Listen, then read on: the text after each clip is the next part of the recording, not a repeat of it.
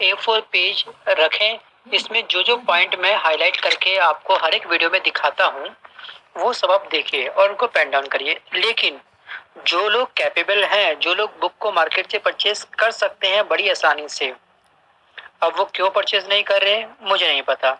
आलस, लापरवाही या कंजूसी अगर आप पढ़ाई में दिखा रहे हैं तो मैं केवल यही कहूंगा कि ये तीनों चीजें आपके सिलेक्शन के मार्ग पर रुकावट पैदा कर सकती है।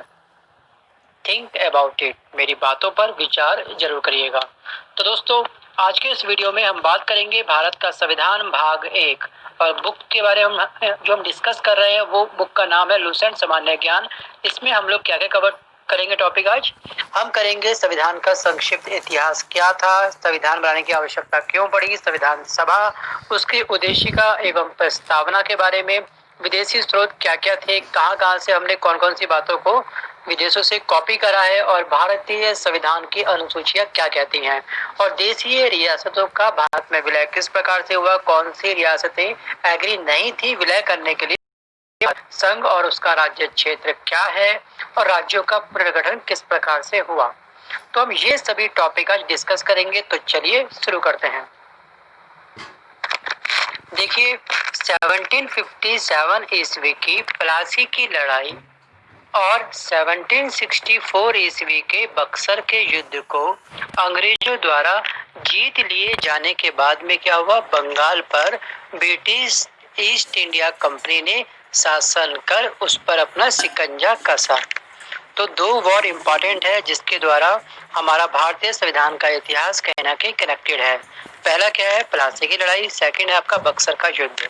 तो दोनों युद्ध कब हुए थे वो वर्ड्स आपको याद रखना है। एग्जाम में अधिकतर आपसे कोई भी वॉर पूछता, जैसे पानीपत का पहला वॉर कब हुआ था, दूसरा कब हुआ था, तो उसी तरह से अगर बात करी जाए भारतीय संविधान के बारे में तो इस सब्जेक्ट से यहाँ पर आपके सामने दो क्वेश्चन बनते हैं कि किस युद्ध के बाद में ब्रिटिश ईस्ट इंडिया कंपनी ने भारत में अपनी नींव रखी, अपने शासन की नींव स्थापित करी। तो आपको याद रखना है प्लासी का युद्ध और बक्सर का युद्ध कब हुआ था, 1757 में हुआ था आपका प्लासी की, और आपका क्या हुआ था 1764 ईस्वी को हुआ था बक्सर का युद्ध। याद रहेगा बिल्कुल। अब देखिए, एक एक्ट था जिसको बोलते हैं 1773 ईस्वी का रेगुलेटिंग एक्ट। तो ये क्या कहता है इसके बारे में हम थोड़ा देख लेते हैं। देखिए, भारत में ईस्ट इंडिया कंपनी के कार्यों को नियमित और नियंत्रण मतलब उस पर कंट्रोल करने की दिशा में ब्रिटिश सरकार द्वारा उठाया गया यह पहला कदम था। पहला एक्ट सबसे पहले भारत में कौन सा आया था, तो वो आया था 1773। और बस आपको पॉइंट नंबर ए इसमें याद रखना है और उसके बाद हम बात करते हैं इसकी विशेषता। विशेषता है पॉइंट नंबर 1, केवल इतना ही आपको याद रखना है। देखिए, पॉइंट नंबर 1 हमसे कहता है कि इस अधिनियम द्वारा बंगाल के गवर्नर को बंगाल का गवर्नर जनरल पद नाम दिया गया तथा मुंबई एवं मद्रास के गवर्नर को इसके अधीन किया गया। इस एक्ट के तहत बनने वाले पहले गवर्नर जनरल का नाम क्या है। क्वेश्चन यहाँ पे ये पूछता है कि पहले गवर्नर जनरल का नाम बताइए, तो वो है आपका Lord Warren Hastings. Point number 3 में बढ़ते हैं। 2 इतना इंपॉर्टेंट नहीं है, आपको 3 को इसी तरह से आपने हाईलाइट करना है। उसमें लिखिए कलकत्ता में 1774, ये आप हाईलाइट करिए अपनी बुक में।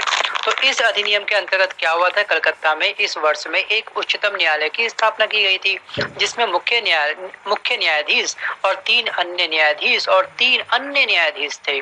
इसके प्रथम मुख्य न्यायाधीश का नाम बताइए क्या था, तो उसका नाम था सर एलिजाह इम्पे।